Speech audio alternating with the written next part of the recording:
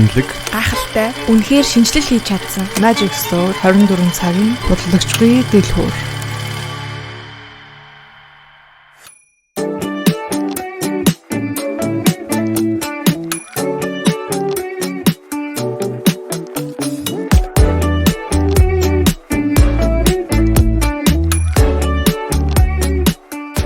Намайг Нарантой явахта нар хажид гэдэг эмгоо компанид зөөч маркетингийн менежер чиглэлээр ажилладаг. Манай компани болохоор 25 дахь жилдээ үйл ажиллагаагаа явуулж байгаа эмзэн тусламж үйлчилгээг ард иргэдтэй хүргэж байгаа компани байгаа.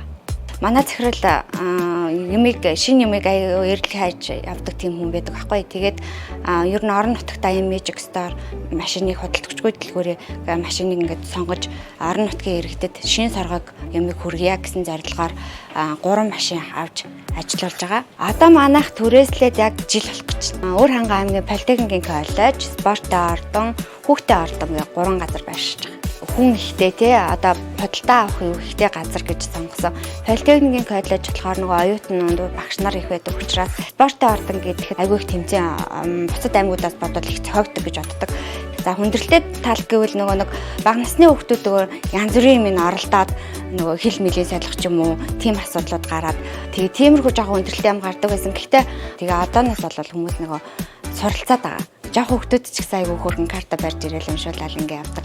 Айгүй суралцж байгаа. Вендинг машин маань өөрөө хөргүүртэй учраас эмнэлгийн эмнэлгийн жоохон эмийн санд худалдаалагддаг бүтээгдэхүүн жоргоо алгаддаг бүтээгдэхүүнийг хадгалах бүрэн боломжтой учраас үнэн боломжийн хямд өсөр тэнгуүтлээ чанартай эрүүл иймэрхүү бүтээгдэхүүнүүдэд тавьж үзвэл байршуулж үзвэл ямар байх нэ гэж судалгаа хийж байгаа юм.